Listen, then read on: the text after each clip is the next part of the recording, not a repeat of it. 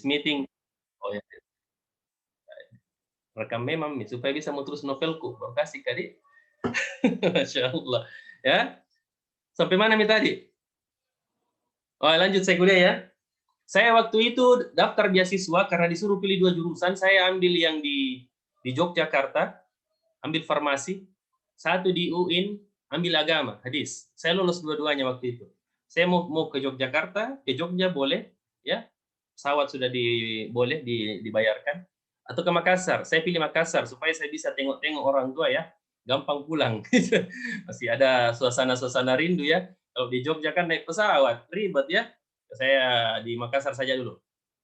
Nah, saya pilih tafsir hadis, ilmu hadis. Sementara kuliah saya dapat lagi beasiswa yang kedua, pengusaha muda mandiri dari Bank Mandiri. Dari ratusan orang yang mendaftar, saya lolos. Saya buat proposal percetakan. Saya lolos waktu itu. Dari pengusaha muda Bank Mandiri. Tahu, yang penjual brocil, brownies pisang di Makassar. Oh, itu teman saya, sama dengan penerima beasiswa pengusaha muda dari Bank Mandiri. Itulah pengusaha brocil itu ya. Tahu ya, pernah makan ya, brownies pisang ya. Nah, sekarang itu usahanya sudah luar biasa, luar daerah ya, berkembang pesat. Karyawannya sudah banyak. Saya buka printing. Waktu saya kuliah, saya sudah S1, saya buka print. Sambil mahasiswa semua pergi fotokopi, bukan fotokopi, print makalah di tempat saya. Saya waktu itu tinggalnya di dalam kampus, asrama Ma'had Ali namanya. Nah, di bawah lantai 1 itulah print, hasil dari beasiswa. Nah, sambil saya jual hari Minggu itu, apa namanya, Jalan Kote di Pantai Losari. Wah, tiap minggu saya jual Jalan Kote di Pantai Losari. Karena saya waktu itu mau keluar negeri. Wah, panjang juga itu. Sebentar saya buat bagaimana caranya menyusun ya. Saya cerita ringkas saja. Ya. Saya jual Jalan Kote, saya juga ambil galon. Ya. Ada 4 lantai di asrama saya jual galon juga. Saya bawakan galon yang minta galon di lantai 4, saya angkat naik ke lantai 4 ya. Sambil buka percetakan, sambil saya kuliah. Kuliah saya waktu itu 16 mata kuliah. Kuliah kalian mungkin 9 ya. Umumnya orang di UIN kuliah 9. Betul ya? 9 mata kuliah. Saya 16 mata kuliah. Satu hari 4 mata kuliah sampai malam. Namanya juga tafsir hadis khusus. Ada khususnya. Jadi kuliahnya banyak. 16 mata kuliah. Tapi saya juga tidak lepas dari organisasi. Waktu S1. Paling sedikit organisasi saya waktu S1, 10. Tadi sudah disampaikan ya. Itu dan lain-lain. Nggak bisa sebut semua.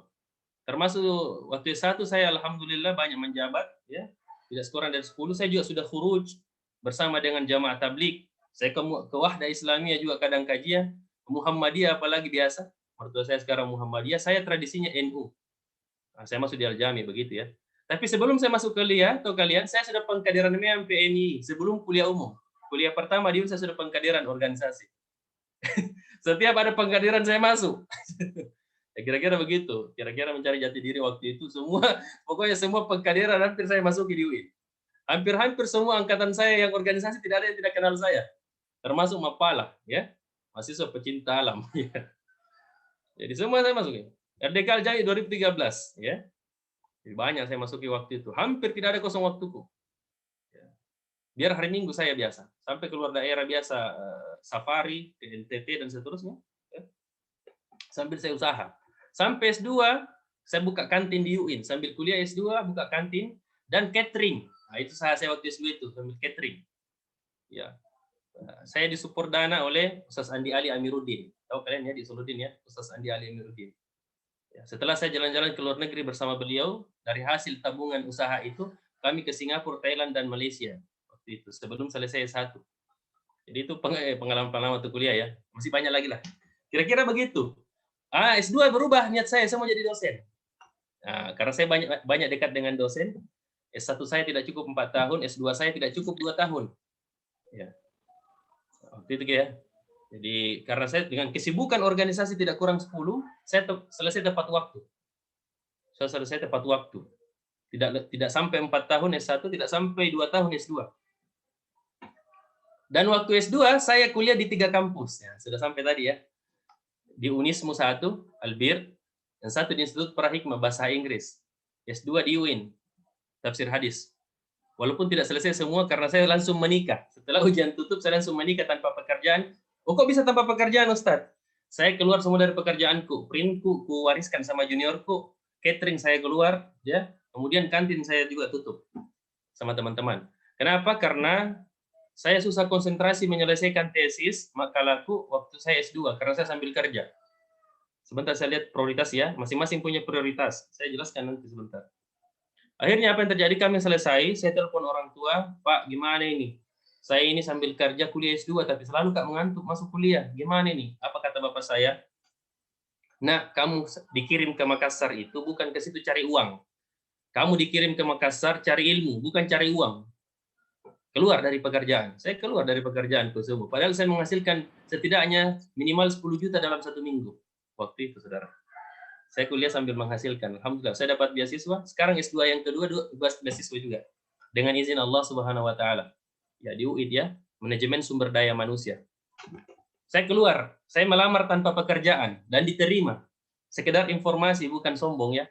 Sebelum saya selesai satu, bahkan selesai satu, tidak kurang dari 5 dokter di UIN yang tawarkan keluarganya sama saya.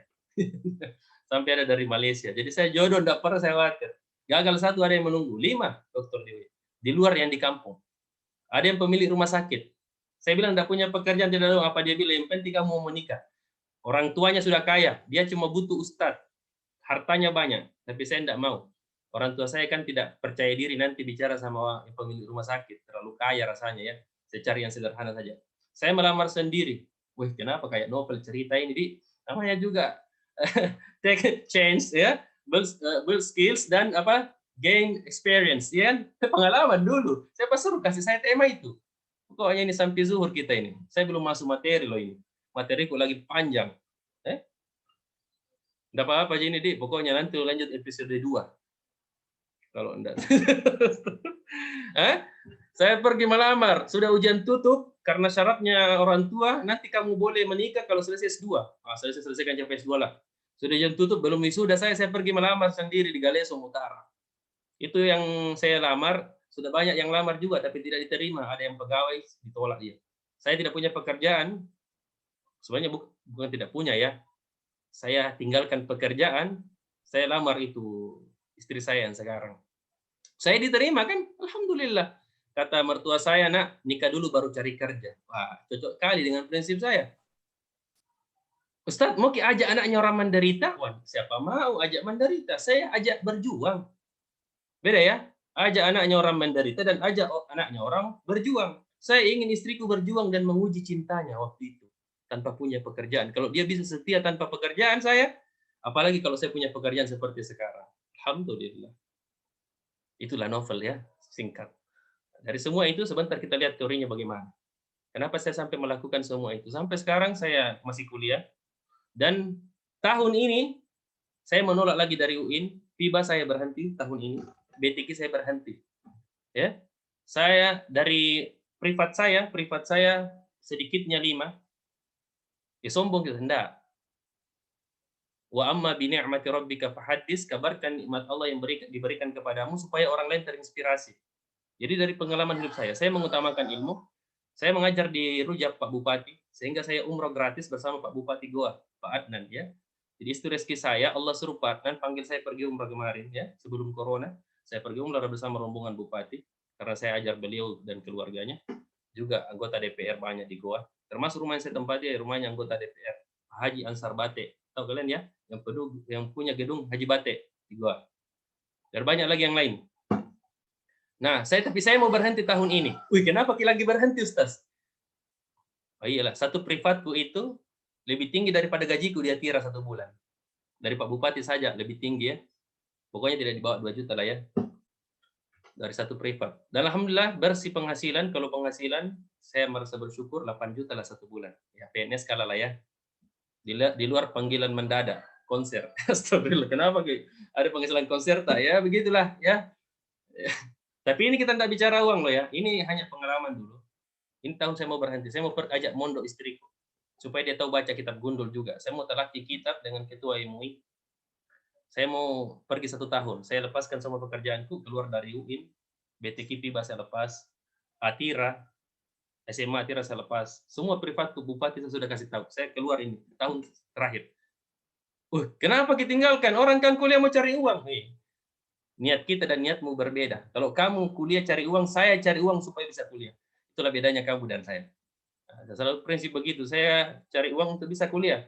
Bukan kuliah supaya bisa cari uang. Karena cari uang itu tidak susah. Kamu punya modal 1 juta, kamu pergi beli ayam potong 5 ekor, beli kompor 1 yang 2 mata, beli gerobak, beli lampu 1 juta, sudah bisa jual ayam crispy di pinggir jalan. Jadi pengusaha ayam goreng 1 juta saja. Berapa SPP-mu? 1 juta lebih SPP-mu ya. Nah, itu kamu satu semester itu sudah bisa jadi pengusaha ayam goreng. Kalau uang kamu cari. Betul tidak? Betul tidak? Atau uang mulai 500.000, kamu pergi di pasar Sungguh Minasa subuh-subuh, beli sayur, beli tomat, beli lombok kecil, banyak sekali kamu dapat. 500.000 modal, beli sayur, kamu jual sayur dan tomat, lombok kecil, ya, kemiri di pinggir jalan, kamu jadi pengusaha sayur. Mudah kan? Atau kamu jual bakwan gorengan, 500.000 kamu sudah bisa jual bakwan di pinggir jalan, jadi pengusaha gorengan. Gampang tidak? Tapi skillmu kalau dibatasi hanya uang begitu, kamu tidak punya skill yang lain. Betul tidak? Makanya raihlah sebanyak mungkin skill, kemampuan. Sehingga di mana saja kamu bisa. Kamu pergi ke tempat apa saja, kamu bisa bertahan di situ. Mudah beradaptasi. Kenapa mudah beradaptasi? Karena skillmu tidak cuma satu. Betul ya? Kak, mana wajahmu semua ini? Kak, fotomu semua, kasih lihat, Kak. Iya, yang lain. Oke, masuk ke materi deh. Supaya kita lihat, jelaskan teorinya. Tadi itu pengalaman. Supaya kita dapat punya pengalaman, kita masuk teorinya. Kenapa bisa sampai begitu? Masih banyak lagi yang lebih berpengalaman daripada saya, tapi itulah pengalaman sedikit yang bisa saya sampaikan kepada saudara-saudari sekalian dalam rangka memotivasi diri. Bukan ini salah anu Ki. Ini yang pertama saya mau sampaikan ini. Oke. Gimana, jelas tidak? Tunggu ya. Gimana tampilannya supaya memanjang ini? Tunggu. Gimana, sudah jelas? Sudah, Ustaz. Sudah, Ustaz. Oke, tunggu dulu ya.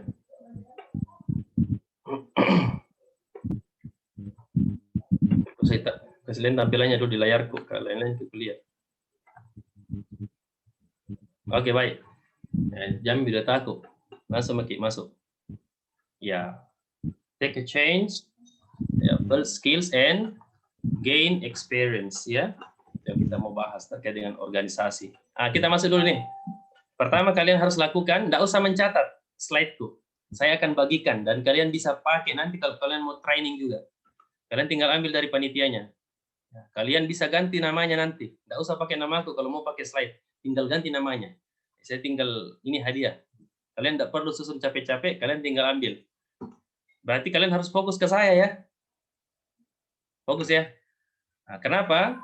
Supaya maksimal apa yang bisa saya bagikan.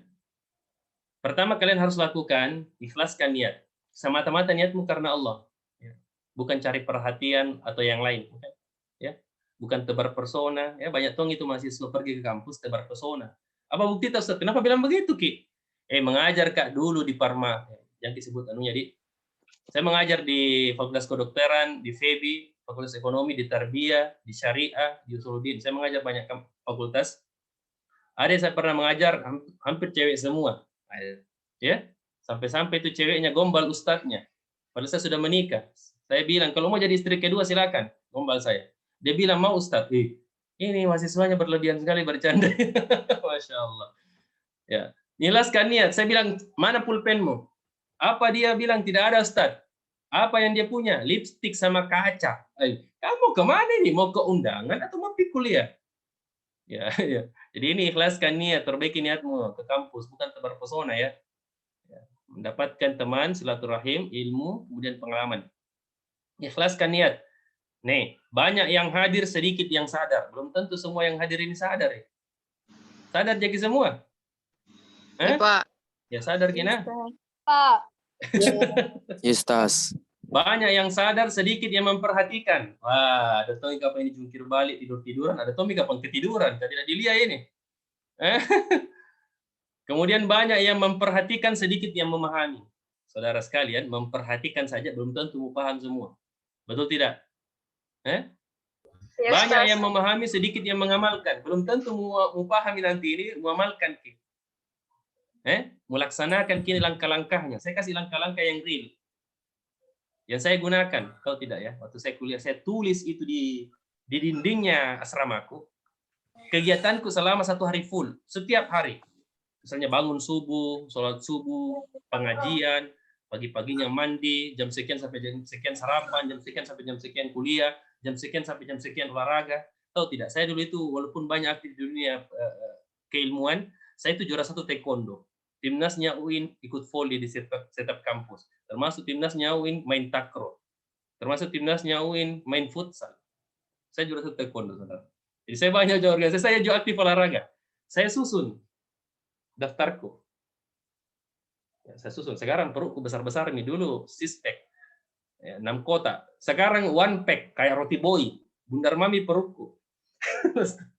Ya.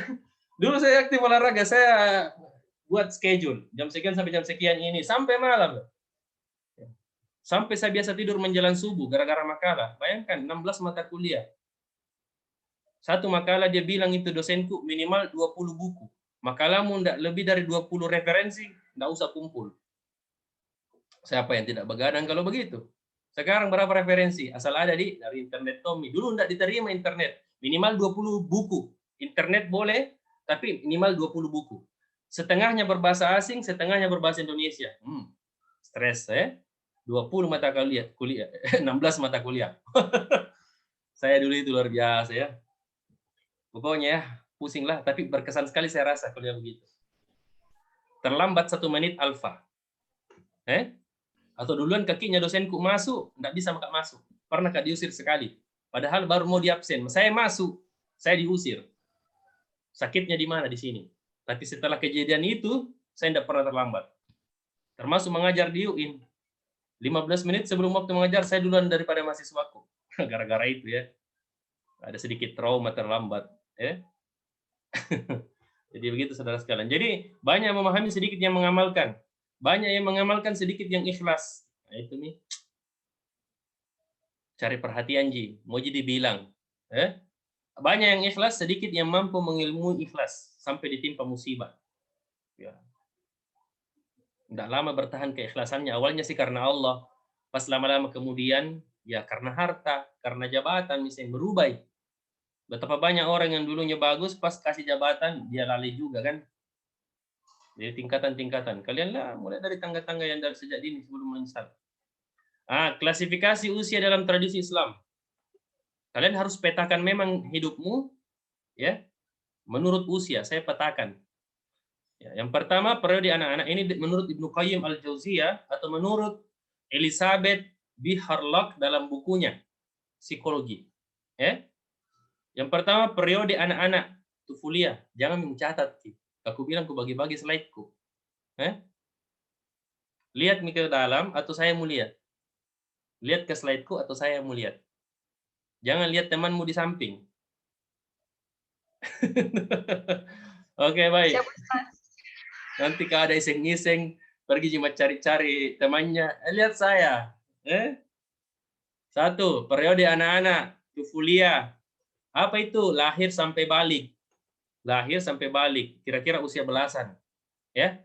Balik bagi laki-laki apa? Ditandai dengan mimpi basah, mimpi banjir. Ya. Perempuan apa? Mens. Ya.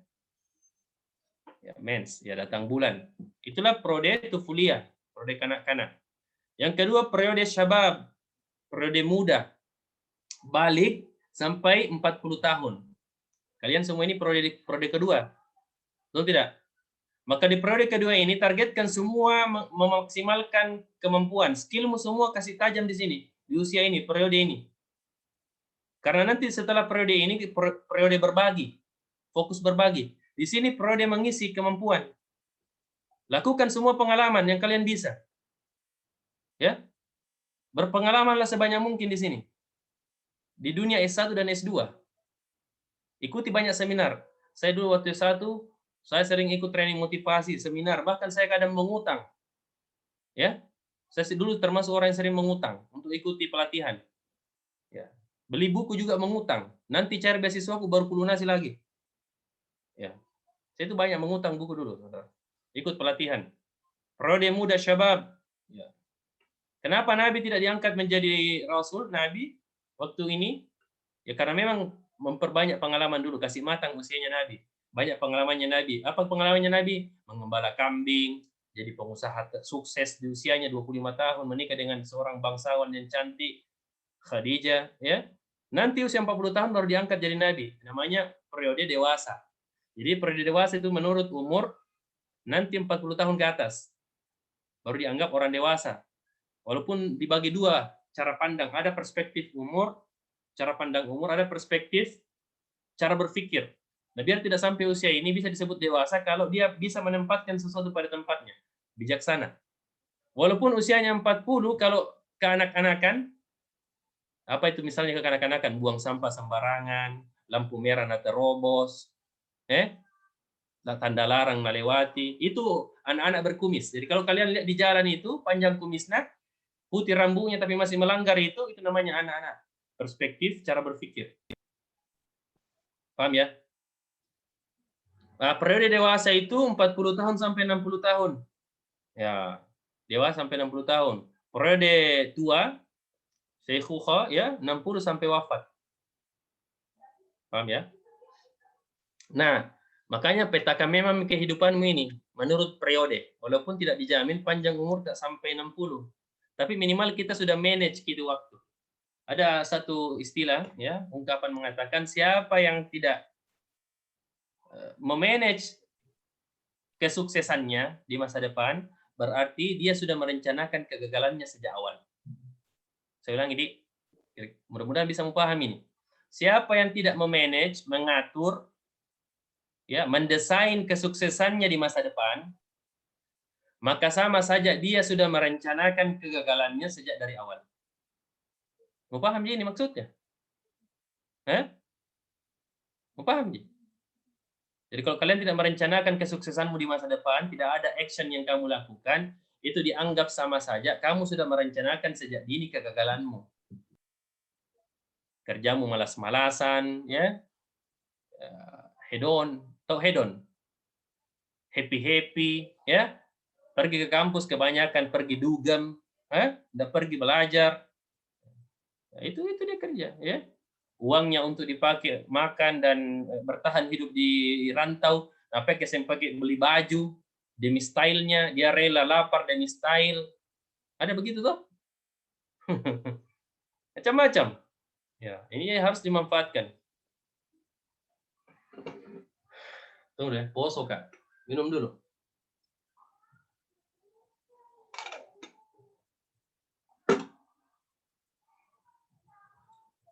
Mau jam 11. Belum pius. Cepat-cepat mi deh. Ini syairnya Ali bin Abi Thalib. Nih, renungi ya. Idza 'ashal fata 60 aman, kalau seorang pemuda itu misalnya dikasih usia 60 tahun, misalnya 60 tahun dikasih usia ini orang, fanisful umri tamhaquhul layali, maka setengahnya itu usianya habis tidur, digunakan tidur. Nah, kira-kira nih, kalau berapa sekarang umurmu? Siapa tadi yang aktifkan kamera? Coba, Kak Kasmila, siapa yang aktifkan kamera tadi? 18 tahun, Ustaz. Usni, berapa umurnya Usni? 18 tahun, Ustaz. 18 tahun? Iya. Anggaplah dipotong setengah tidur. Toh? Anggaplah tidur. Kamu tidur ke malam, tidur ke juga siang. Misalnya nih, kalau enggak 8 jam di tidurmu, anggaplah 12 jam. Karena kalau tidur malam ke jam 10, bangun ke jam 6. Ya, baru tidur ke lagi siang 2 jam, anggaplah sekitar ya 10 jam, 12 jam. Atau mungkin lebih, 12 jam ya, orang yang hobi tidur misalnya 12 jam. Apa hobimu? Tidur. Nah, misalnya orang yang hobi tidur kita tanya. 18 umurnya Husni, dikurangi 8 tahun karena anggap 10 jam di tidur. Tidak sampai 12 jam lebih, ya. Jadi satu hari, ya 24 jam dalam sehari semalam. Tidurnya setengah. Itu tidur seperti mati kecil. Betul ya? gambaran mati itu tidur, enggak sadar. Maka 18 umurnya Usni dikurangi 8. 10 umurmu kan? Nah, apa lanjutannya? Wa rub'ul umri yamdi laysa yudra. Ayuqda fi yamini au shimali. Maka seperempatnya itu tidak tahu kemana. Seperempatnya dari 10 berapa? 7,5, Dik. Iya, Ustaz. 7,5. Nggak tahu hilang kemana. Ke kanan atau ke kiri, pokoknya hilang saja. Apakah gara-gara nongkrong, gimana, gosip, atau apa. Pokoknya hilang, tidak tahu. Nggak bermanfaat kegiatannya lah. Kira-kira begitu bahasanya. Wa rub'ul umri amradun wa syaibun wa syughlu bitafakkuri wal iyali. Dan seperempatnya lagi itu karena sakit. Habis gara-gara sakit, mungkin di rumah sakit, di infus atau apa. Ya. Seperempatnya berarti berapa, Mami? 5 tahun, berapa? 7,5 dibagi seperempat berapa kira-kira? Berapa itu? Bulatkan saja. 4,5 mungkin, Ustaz. Anggap 4,5, Dik. Berarti hakikatnya orangnya itu hanya hidup di dunia dengan umur yang bermanfaat 4,5 tahun. Makanya jangan heran orang yang banyak tidurnya, banyak foya-foyanya, pikirannya tidak cepat dewasa. Karena tidak digunakan. Terlalu banyak istirahatnya itu akalnya. Tidak digunakan. Jangan-jangan heran, saya pernah ceramah di kampus, waktu saya termasuk agak keras sedikit.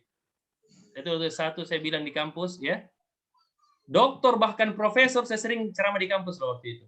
Kayak saya banyak, termasuk saya sering gantikan khutbah di UIN kampus sampai sekarang. Saya bilang, ya, ada istilah itu mahasiswa, ya, mahasiswa itu anak-anak berkumis. Itu saya pakai istilah itu dulu, saking masa-masa dulu di kuliah. Banyak sekali anak-anak berkumis. Kenapa aku bilang anak-anak berkumis? Panjang kumisnya buang sampah sembarangan. Anak-anak berkumis itu. Panjang kumisnya langgar aturan. Itu anak-anak berkumis. Saya tegas dulu. Ya, gitu ya. Termasuk saya bilang lewat tanda larang. Saya itu paling sering marah dulu waktu di UIN. Waktu saya jadi pengurus badan eksekutif mahasiswa, angkatan saya semua tahu saya. Karena saya paling sering marah-marah waktu S1. Karena saya itu tegakkan aturan waktu itu. Ya, saya pernah itu buat seminar, tapi saya tidak sekeras itu sekarang. Saya mulai melembut. Waktu saat itu karena banyak sekali organisasi ku pegang, wa la ilaha illallah. Pikiranku itu ya banyak ya. Saya jadi pengurus badan eksekutif mahasiswa ya. Sekarang saya kayak apa ya namanya sekarang? Bukan BEM. Dulu BEM, badan eksekutif mahasiswa. Apa sekarang moderator? Dema katanya. Sekarang demo, Ustaz. Dewan mahasiswa sekarang ya. Nah, dulu BEM, badan eksekutif mahasiswa yang mengeksekusi. Eksekusi program maksudnya. Bukan mengeksekusi mahasiswa. Mengeksekusi program. Saya punya program dulu. Ya, itu di masa saya itu Usuluddin juara 1 kebersihan seluruh gedung di UIN, Disnatalis. Saya lupa itu Disnatalis keberapa waktu itu. Di masa saya itu juara 1, paling bersih. Ya, di tempat lain ada di situ dahak di WC, macam-macam. Ya, untung rokok di situ semua. Masa saya tidak ada. Saya larang. Saya waktu seminar proposal saya bilang begini. Siapa yang melanggar aturan, 3 teguran. Di depan semua mahasiswa, karena kita seminarkan program. Kalau mau merokok, jangan di fakultas, merokok di luar. Terserah mau merokok, mau makan itu rokok, langsung 3, langsung 1 bungkus, mutelan langsung, terserah. Yang penting jangan di fakultas, itu aturannya dulu. Tidak boleh merokok di fakultas, apalagi di dalam ruangan yang ber-AC, rusak AC. Bagi yang merokok, 3 teguran. Contoh kecil ya, ini saya sampaikan begitu. Teguran pertama, ku bisi-bisi, pelan-pelan. Teguran kedua, ku marah-marahi, ku permalukan depan umum. Dan banyak yang begitu, permalukan dulu. Tapi saya minta maaf. Nanti teorinya sebentar bagaimana memperbaiki hubungan. Ada sebentar terakhir. Yang ketiga, langsung ku pukul, tidak bicara. Alhamdulillah dulu tidak ada sampai teguran ketiga. Paling banyak itu teguran kedua. Jadi setiap hari saya hampir marah-marah. Ada anak perempuan buang pembungkus rotinya, saya marah-marah di lantai itu. Saya bilang, siapa ini anak-anak? Anak TK. Pungut semua sampahmu. Perempuan pernah menangis, saya kasih menangis perempuan dulu ya. Saking dulu kita laksanakan aturan dulu begitu. Ada sampai dulu mahasiswa dari pindahan syariah, gondrong kan? Dia bilang perubahan kadang butuh pertumpahan darah. Aku bilang pergi cepat ambil badikmu, jangan lama-lama. Sekarang kita selesaikan. Akhirnya dia bilang kanda, bukan begitu. Di syariah itu tuh enggak apa-apa jika kamu pulang ke syariah sekarang, kamu jangan di sini. Itu waktu disuruh din dulu. Ada senior saya marah-marah seniorku juga. Tapi setelah itu saya minta maaf. Dan alhamdulillah semuanya baik, tidak ada masalah saya waktu itu. Karena sudah saya marahi, saya minta maaf karena dia melanggar aturan. Dan ini berat, bagian dari ketegasan. Termasuk di lampu merah, saya tunjuk-tunjuki ya. Termasuk biar pegawai pakai mobil saya suruh balik, saya tunjuk-tunjuki. Kamu putar, kamu buta itu tanda larang, putar. Waktu itu masih saya satu. Jadi begitu yang terjadi, saudara. Jadi saudara sekalian itu ketegasan juga dalam mengambil keputusan. Nah, termasuk memanfaatkan waktu ini. Memanfaatkan waktu. Dan alhamdulillah saya merasa anulah ya. Setidaknya kita sudah punyalah pengalaman dalam organisasi ya. Kita langsung masuk gambaran umum pemuda hari ini supaya kalian tahu di mana kalian berada. Yang pertama individualisme. Apa itu individualisme? Paham bahwa yang penting dia happy sendiri. Kalau bahasa kerennya kita egois. Kalau ada makanannya makan sendiri, ya, senang sendiri, happy sendiri. Yang penting dia happy. Tidak pikir orang lain. Ya. Yang penting dia kenyang, kenyang sendiri. Kalau ada kirimannya, makan sendiri. Kalau perlu masuk di WC, gara-gara ada teman kosnya masuk di WC. Nah, makan sendiri makanannya, nanti kenyang baru keluar. Kalau mau pakai sabun, ada jiwanya beli sabun, pinjam sabunnya temannya. Padahal jiwanya beli sabun. Ini namanya istilahnya kick kiri galang. You know kick kiri galang? Huh? Kikir kuadrat. Dia kikir sama dirinya, kikir sama orang lain juga. Kalau orang kikir sama orang lain, ya masih mending. Memang wajar kikir ya. Itu biasa dikenal. Tapi kalau kikir kepada dirinya, biar sabun tidak mau beli. Kalau perlu dia minta sabunnya temannya, padahal ada jiwanya beli sabun. Padahal untuk kebaikan dirinya sendiri. Itu namanya kikir galah. Terlalu perhitungan dengan dirinya. Makan saja dia perhitungan sekali sama dirinya. Padahal mampu dibeli makanan. Paham?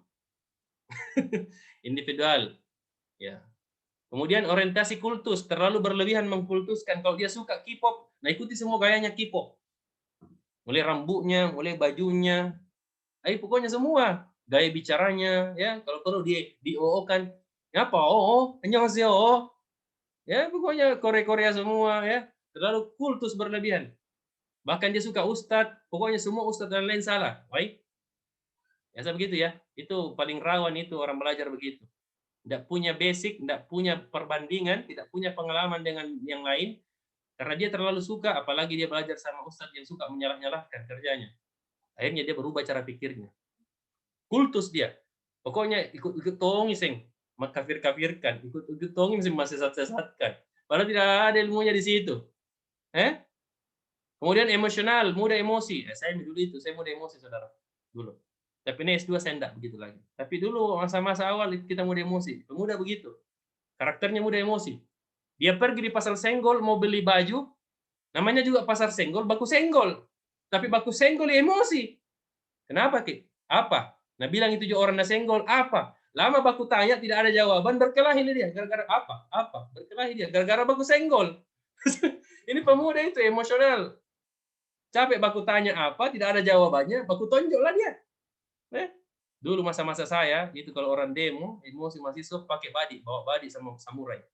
Sampai-sampai di masa saya itu diliburkan OPAK, tidak ada masa orientasi. 2 tahun ditiadakan. Rektorat hancur, orang bawa samurai, orang bawa badik.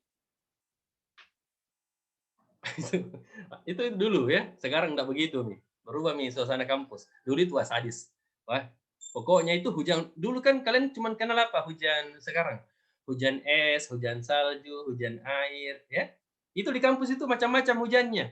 Hujan batu, macam-macam. Ya, hujan batu, hancur semua itu. Dulu. Pokoknya kalau futsal, tidak lengkap di futsal kalau tidak ada baku tonjok. Itu dulu itu ya. Pokoknya, Masya Allah, pokoknya primitif begitu, emosional. Pokoknya kalau ada itu orang futsal pergi menonton, siap-siap datang mungkin lihat karate di situ. Pokoknya terjadi. Apalagi kalau kalah itu mulia hati siap-siap menonton mobil posisi heboh ini terjadi deh. Pokoknya kalau bukan di bola ada cari kaki. Wah, luar biasa itu dulu.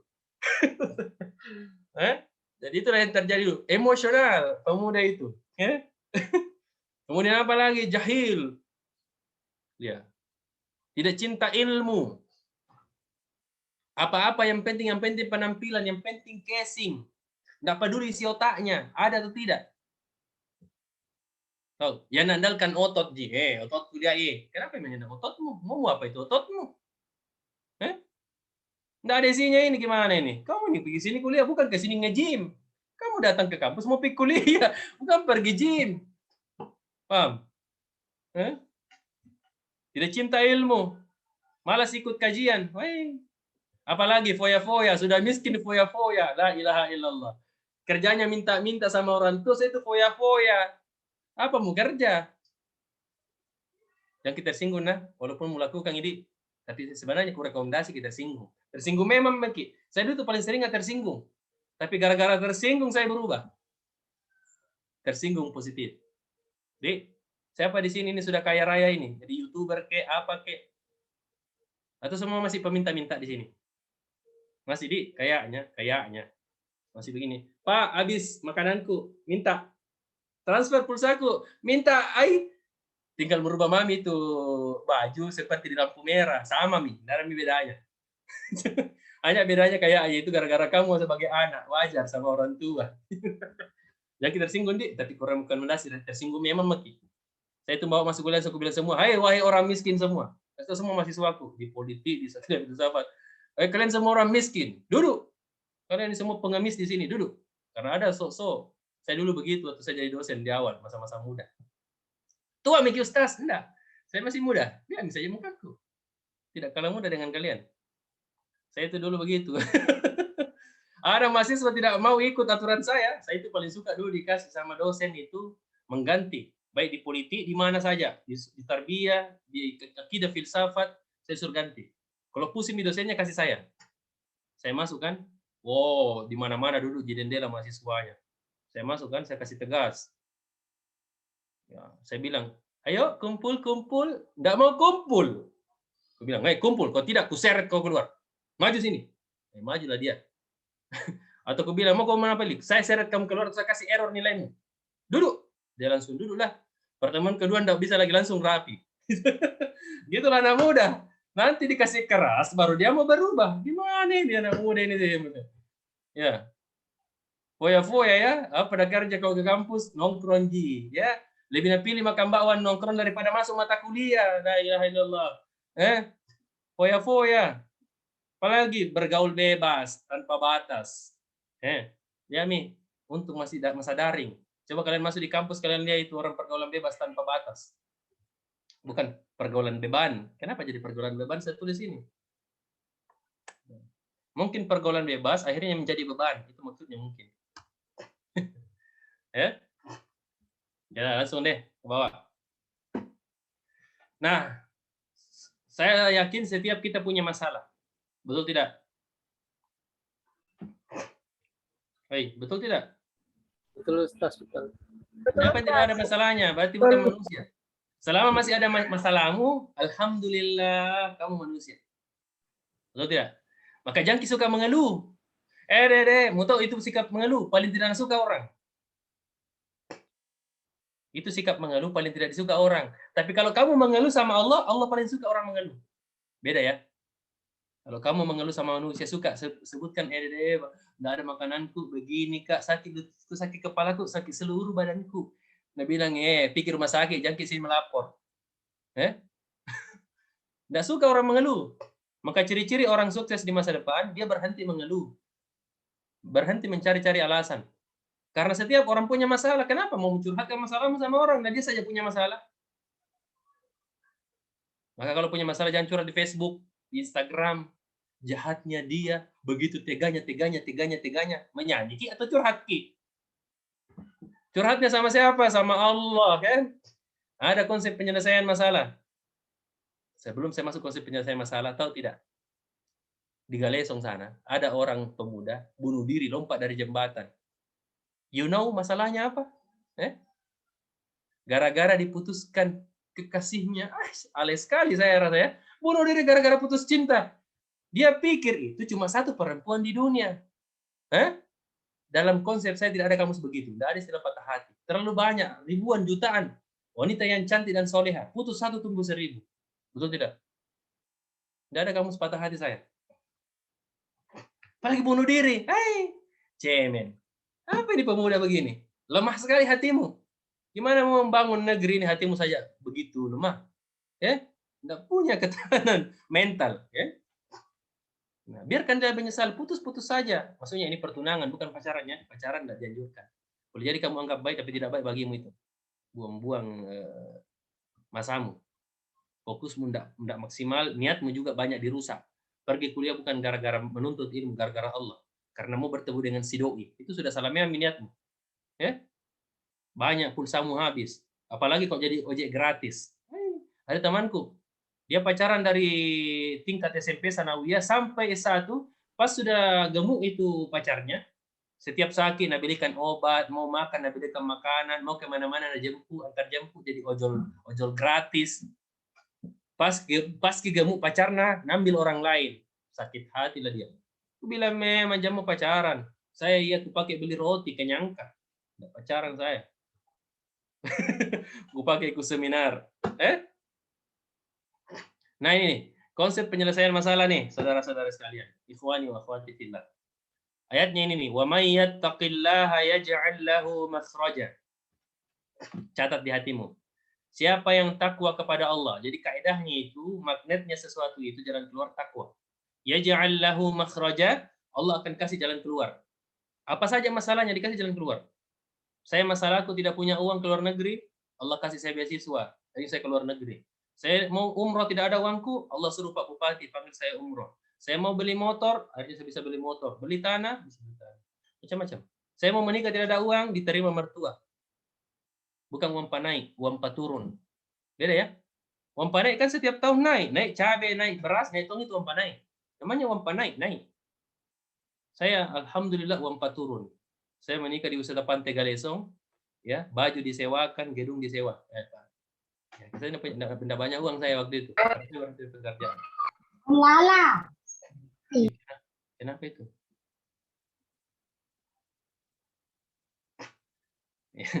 Oke, baik kita lanjut. Wa yarzuqu min haitsu la yahtasib. Nah, itu ya. Ini konsepnya menyelesaikan masalah. Siapa yang takwa, Allah kasih jalan keluar dan kasih rezeki dari jalan yang tidak disangka-sangka. Wa may yatawakkal 'ala Allah fa huwa hasbuh. Barang siapa yang menyerahkan urusannya kepada Allah, maka itu sudah cukup. Dia tidak akan pernah kecewa. Innallaha balighu amri. Ya.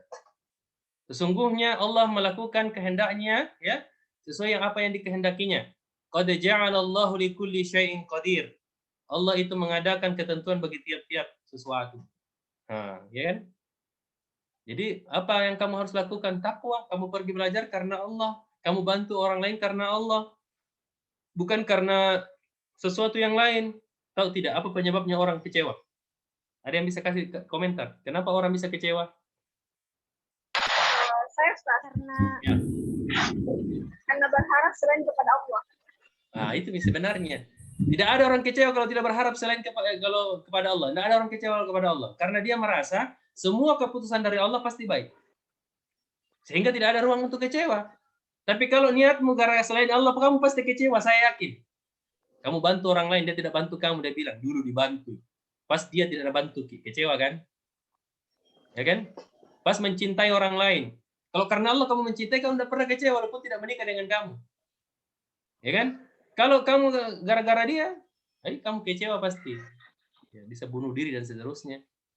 Pekerjaan, kamu dipecat. Kalau kamu bekerja karena Allah, kamu yakin rezeki dari Allah, bukan dari bos, dipecat, santai. Masih banyak pekerjaan yang lain. Saya termasuk orang yang paling sering keluar, resign. Dari Atira saja orang ratusan seleksi, saya mau keluar. Saudara sekalian, banyak orang yang mau masuk ke Atira. Honornya saja di sana, orang honor saja, digaji per bulan 2 juta. Kontrak 4 juta, yayasan minimal 5 juta. Di luar tunjangan. Lebih tinggi daripada PNS. Ya. Jadi, siapa yang kasih rezeki? Allah. Betul tidak? Siapa yang kasih jodoh? Allah. Siapa yang kasih masalah? Ya Allah. Kenapa mau kecewa? Siapa yang kasih solusinya? Ya Allah. Intinya Allah semua. Jadi kalau ada musibah, ujian, ya ujian saja. Itu tinggal kalian lalui kerja. Jangan tinggal diam. Selesai. Apa kira-kira masalahnya hidup? Nggak ada uang beli ikan, Ya makan tempe, apa susahnya makan tempe? Saya awal menikah, tahu kalian, saya awal ketiga, 5.000 satu hari saya makan sama istriku. 3.000 tempe yang panjang, setengahnya aku makan siang, setengahnya aku makan malam. 2.000 sayur. Nasi saya dikasih. Sayur kadang-kala dikasih sama tetangga banyak. Wah, saya enak, santai saja hidup. Kira-kira mana? Santai toh, saya itu. Awet muda Kak, gara-gara sering nggak tersenyum. Awet muda ya betul ini. Enggak perawatan MS Glow aja saya nah. Ada orang perawatan MS Glow, tapi tetap berkerut mukanya. Banyak dulu stresmu, pikirkan dunia ji. Tempat singgah sudah itu mati Ki. Yang penting kamu maksimalkan bermanfaat kepada banyak orang. Ya sudahlah. Mati ya mati sudah. Insya Allah sudah istirahat kalau orang yang mati dalam keadaan baik. Tahu tadi prinsipku di awal. Hidup berjuang, mati terhormat. Hidup taat, mati bahagia. Hidup mendurhaka, mati tersiksa. Itu saya prinsipku waktu kuliah. Pokoknya sekali mati saja. Makanya ada orang tantang kemarin yang selalu yang butuh pertumpahan darah langsung ambil badikmu cepat. Selesaikan sekarang. Jangan tunda-tunda besok. Mati itu siapa takut mati. Ambil cepat badikmu sekarang. Tobat dia ya. Dikira orang takut mati. Kamu ambil badikmu. Apa takut mati? Mati itu biasa. Itu mati bukan akhir segalanya. Tapi awal dari kehidupan yang abadi. Mau mati Ustaz? Tidak, Ji. Maksudku saya kalau mau terpaksa ya matilah. Mau pusingi mati Kak? Mati, Ji. Yang dipusingi itu setelah mati masuk surga atau tidak? Betul tidak?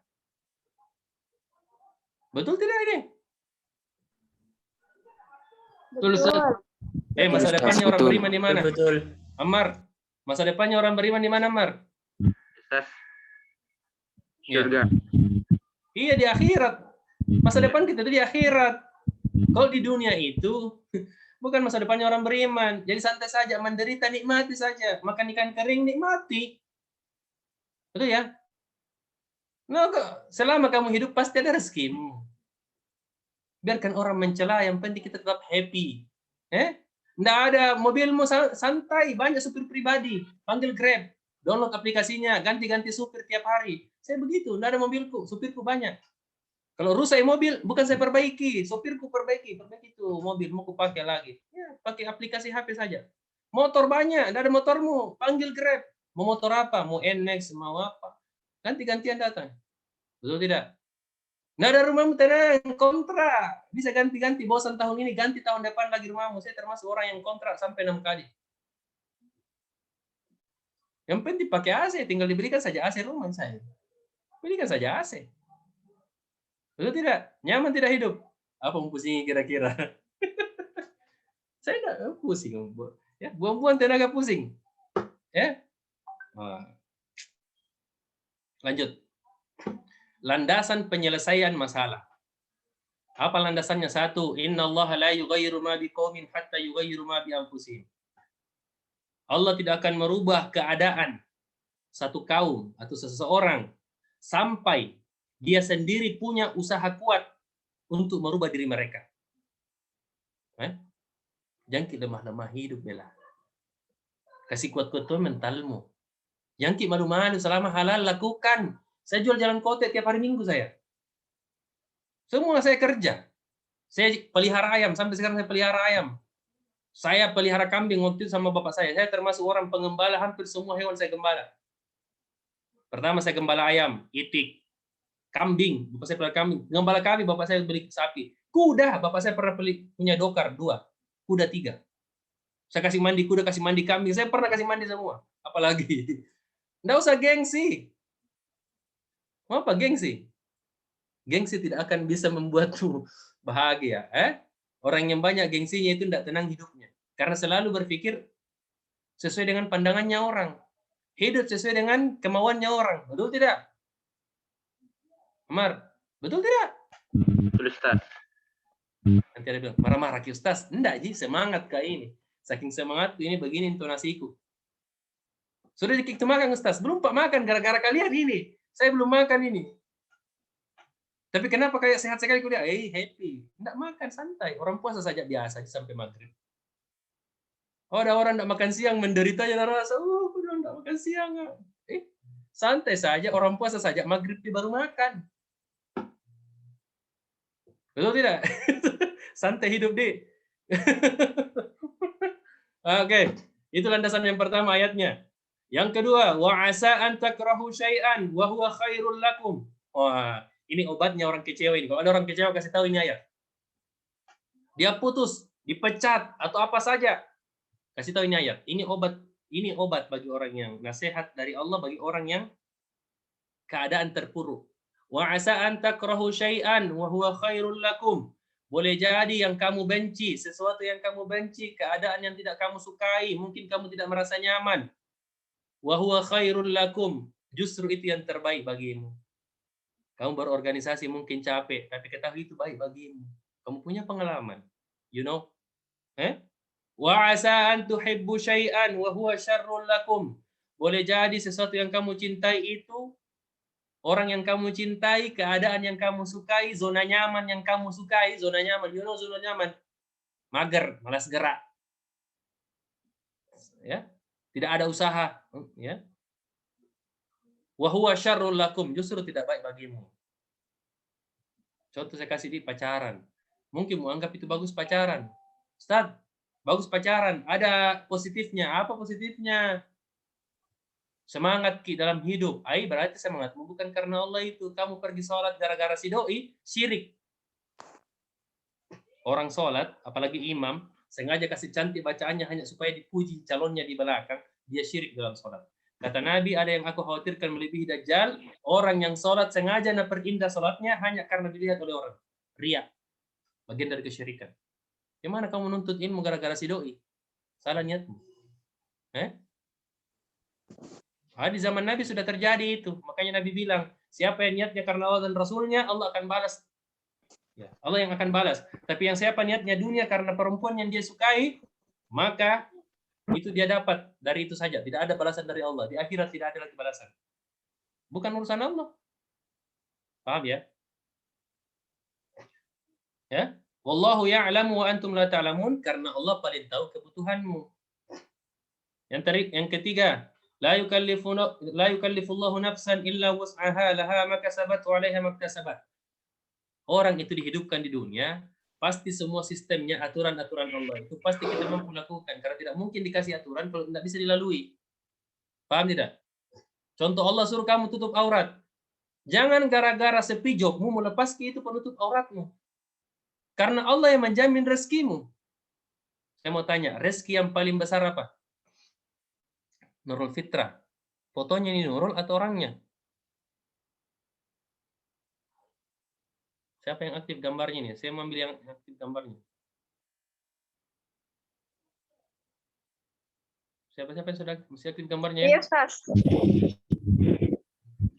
Oke, ada. Panitia itu. Peserta yang ku mau. Putri Wahda. Sebentar yang ini. Putri Wahda. Putri Wahda Jafar. Putri, saya mau tanya Putri. Mau telan itu airnya? Iya. Nanti tersak kok, Ki. Ya? Oke, Putri, nikmat yang paling, rezeki yang paling besar apa? Kasih tahu saya.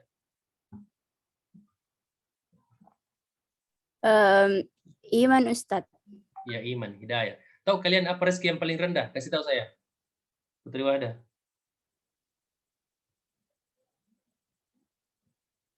Hah?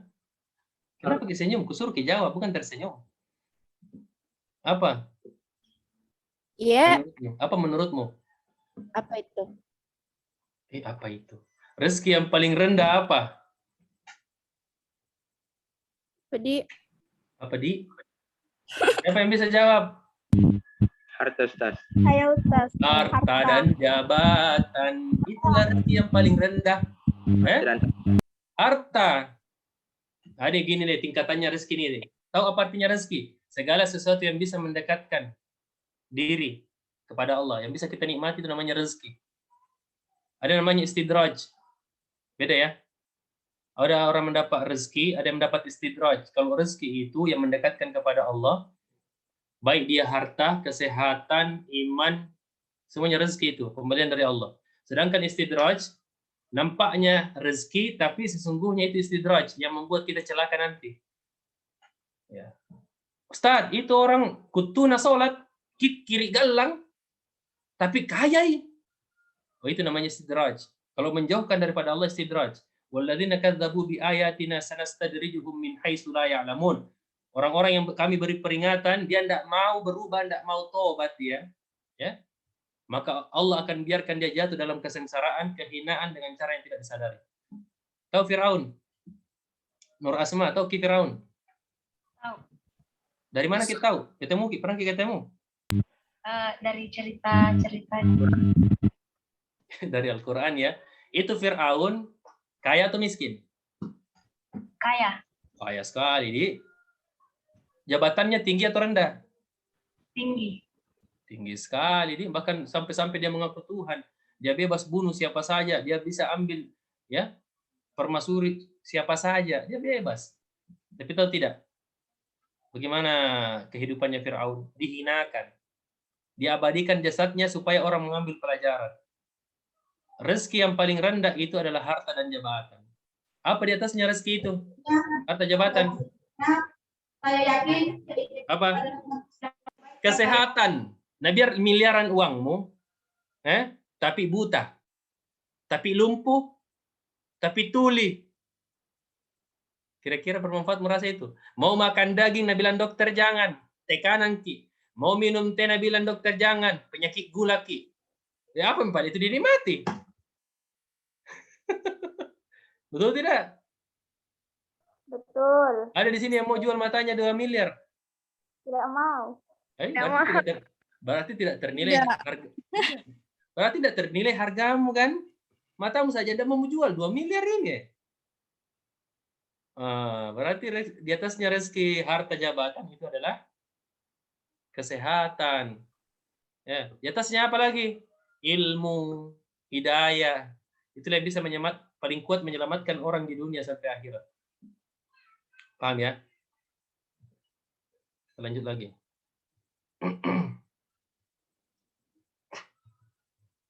Nah, kita lanjut ke slide selanjutnya. Apa itu masalah? Masalah itu adalah ya, selisih antara ide dan realitas.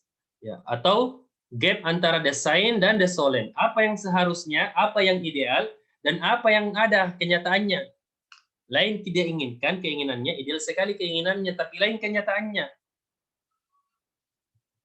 Misalnya nih, kalian itu misalnya punya cita-cita mau apa? Mau menjadi apa cita-citamu kah? Saya tidak bisa. Coba kita ambil satu sampel. Siapa ini yang belum saya tanya ini? Ya, Suparjo. Suparjo, apa cita-citamu Suparjo? Ustaz. Apa cita-cita? Ustaz. Hah? Pengacara. Nah, misalnya cita-citanya Suparjo itu pengacara ideal kan? Tapi kenyataannya dia tidak jadi pengacara misalnya. Itu masalah, betul tidak? Betul? Betul Ustaz. Nah, itulah masalah. Atau kalian misalnya mau punya istri yang cantik, tapi ternyata tidak cantik istrimu. Masalah ya. Antara keinginan dan kenyataan berbeda, itu masalah. Nah, itulah namanya masalah. Gap antara desain, apa yang seharusnya, apa yang ideal, dan apa yang ada atau kenyataannya, the solid. Itulah masalah. Nah, bagaimana cara memecahkan masalah? Cepat-cepat mainin. Pertama, ya. Ini kan masalah tadi definisinya, ide dan realitas, kemudian ada masalah. Kemudian kita menyelesaikan pengelolaan, bagaimana mengelola masalah itu. Sebentar kita bahas rinciannya ya. Kemudian kita rencana strategis, bagaimana supaya mengantisipasi masalah, ataupun kalau sudah selesai masalah, mengantisipasi selanjutnya supaya tidak terjadi lagi. Kita lanjut slide-nya dulu. Bagaimana strateginya? Harus analisis dulu ya. Lihat itu masalah apa. Kenapa sampai jadi masalah? Apa yang tidak dimaksimalkan dalam apa ya, cita-citanya itu. Misalnya kamu jadi cita-cita jadi pengacara, tapi malas membaca. Nah, itu masalahnya itu. Penyebabnya itu analisis. Oh, malas gak membaca. Yang kedua, oh, malas gak bergaul. Yang ketiga, malas gak ikut-ikut pelatihan, misalnya kalau pelatihan yang menunjang cita-citamu. Apa misalnya jadi pengacara profesional? Oh, harus bisa bahasa Inggris misalnya. Kamu belajar bahasa Inggris, persiapan dari sekarang. Ya. Ketahui apa? Orang mau jadi dokter, apa gimana ya? Harus rajin membaca pertama. Banyak-banyak ya. Fokus ketika belajar. Banyak mengikuti praktek-praktek. Misalnya kalau ada praktek. Dan seterusnya. Nah, maka konsep strategi alur perkembangannya untuk mencapai tujuan itu harus punya jiwa kompetisi. Nggak boleh ada orang suka merendahkan dirinya di sini. Nggak bisa kak saya, bodoh kak. Nggak bisa kak saya, macam-macam. Disuruh jadi MC, jangan saya deh, bodoh kak. Itu namanya merendahkan diri. Apa hukumnya merendahkan diri? Mariana, apa hukumnya merendahkan diri? Ya Ustaz. Apa hukumnya merendahkan diri? Haram. Dilarang. Ya. Tidak boleh. Tawadhu boleh, namanya rendah hati. Tapi merendahkan diri, bahkan membuli diri sendiri. Misalnya apa membuli diri sendiri? Bodoh sekali kak saya, tidak bisa kak. Macam-macam. Padahal Allah menyuruh orang itu untuk memintamu jadi MC, misalnya. Karena Allah tahu kamu punya potensi. Paham? Allah tahu kamu punya potensi, makanya Allah gerakkan hatinya orang minta kamu jadi MC.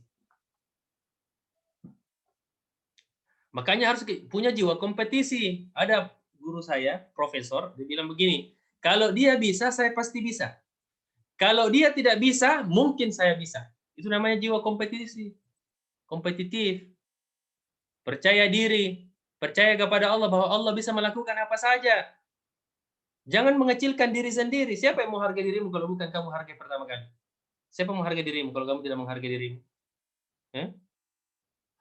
Maka harus punya jiwa kompetisi. Kalau dia bisa, saya pasti bisa juga. Kalau dia tidak bisa, mungkin saya bisa. Nah, inilah kira-kira. Jiwa kompetisi. Kalau misalnya ada orang dikasih masalah, kamu mengatakan masalahku ini saya juga pasti bisa. Orang masalahnya lebih berat. Orang tidak punya rumah, tidak punya pekerjaan, tapi dia masih bisa hidup dan bahagia. Masa saya punya rumah tidak bisa bahagia? Misalnya kecil, gitu ya. Jiwa kompetisi, ya. Kemudian adaptasi ki. Nah, kalau punya masalah, kita pintar ki adaptasi. Siapa yang tidak bisa beradaptasi, tidak bisa bertahan hidup.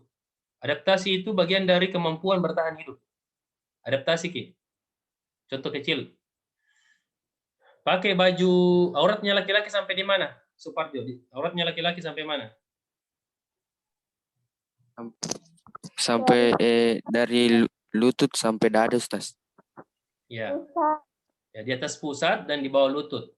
Ya kan? Itu sudah sah sholat ya? Sudah sah sholat itu biar cuma pakai sarung, Di.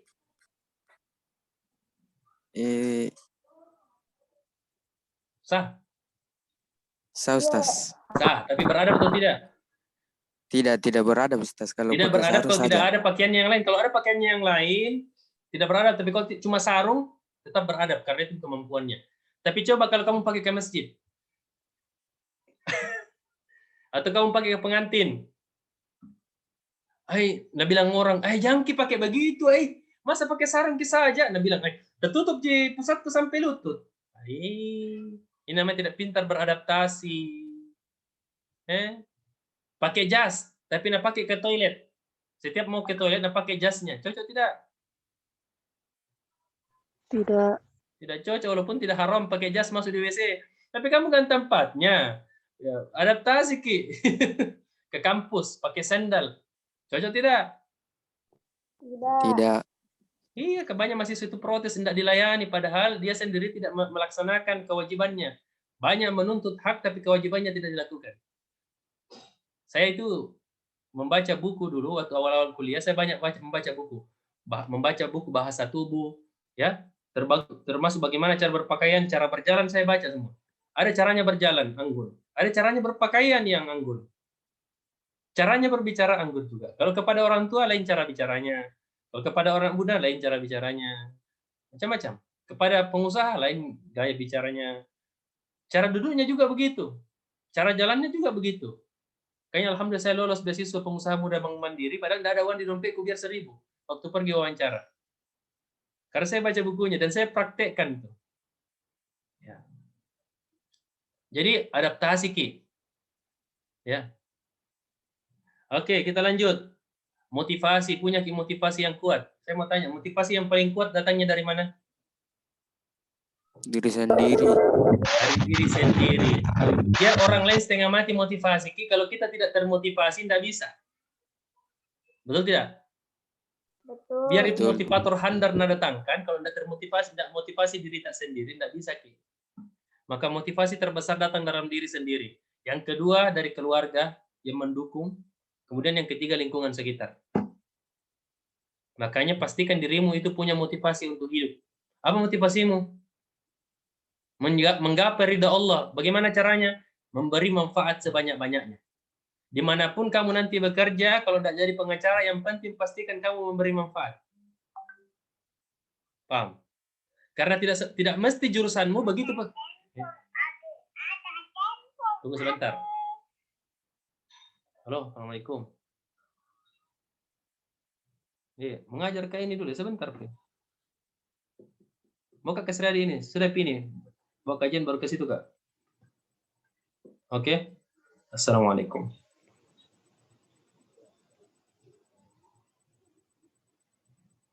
Oke, lanjut. Punya motivasi. Yang ketiga, yang selanjutnya, kamu baru bisa mendapatkan social order atau sakinah, kesejahteraan, ketentraman, kebahagiaan. Paham ya? Yang tadi saya bilang ini, proses analisisnya ini. Kalau kalian punya masalah, pertama, pahami informasi terkait masalahmu. Kemudian analisis situasi masalahnya. Kenapa bisa begitu? Kemudian adakan tindakan action. Jangan tinggal diam. Jangan takut maju, ya, mengambil satu tindakan. Walaupun ujungnya nanti tidak sesuai yang diharapkan. Yang penting sudah berikhtiar, sudah berusaha berdoa, lakukan. Jangan khawatir. Apapun hasilnya diterima. Ya, serahkan kepada Allah hasilnya. Tidak usah pusingi hasil. Kebanyakan orang hanya pusing memikirkan hasil sehingga khawatir melakukan tindakan. Misalnya dia mau menjual nih. Untung atau tidak ini? Kayaknya enggak. Jangan deh, enggak jadi lagi buka usaha. Mau datang ke kampus, bisa tidak ini jadi MC? Kayaknya enggak deh, enggak jadi lagi jadi MC. Kayaknya tidak jadi apa-apa itu orang. Tidak melakukan aksi. Coba saja. Kalau gagal, coba lagi. Gagal, coba lagi. Tidak maksimal, coba lagi. Disuruh MC, misalnya kamu malu salah ucap, jangan jerah. Disuruh MC, ambil lagi. Nanti penampilan selanjutnya kamu akan memperbaiki sedikit demi sedikit, kamu menjadi ahli. Saya ini begini bisa bicara agak lancar ini, karena saya sering dipanggil jadi pemateri. Awal-awalnya saya tidak begini. Tapi sering, saya tahu di mana kekuranganku. Saya evaluasi. Bahkan saya tanya orang, di mana kira-kira kekuranganku? Ada bilang, terlalu lama, Ki. Oke, kita kurangi.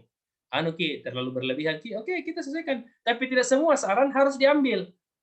Dipilih, mana yang sesuai dengan karakter kita, itu tetap dipertahankan selama baik. Yang tidak dibuang. Diganti dengan yang lain. Paham? Kemudian, ya inilah metode proses analisisnya. Pertama, brainstorming, sumbang saran. Minta kisarannya orang. Misalnya di organisasi, Ki. Di divisi yang satu, Ki. Bingung, Ki. Tanya, Ki. Minta kisarannya anggota. Bagaimana ini cara kerjanya ini? Bingung, Kak. Bagaimana buat surat ini? Tanya, Ki. Jangan Ki malu-malu bertanya. Saya waktu kuliah, saya pastikan setiap masuk kuliah, saya pasti bertanya. Target saya kalau kuliah, saya pasti bertanya. Kuliah umum, kuliah perdana, semua orang kumpul, saya orang pertama yang bertanya. Saya pastikan selalu pertama bertanya. Walaupun nantinya moderator tidak persilahkan saya. Tapi saya pastikan saya pertama yang mengangkat tangan. Saya itu selalu bertanya saya. Karena pertanyaan itu adalah seperti pisau. Itulah yang membuka ilmu itu. Kemudian analisis masalah, pelajari masalahnya. Kemudian analisis kebutuhannya apa yang diperlukan, kemudian simpulkan apa solusinya kira-kira.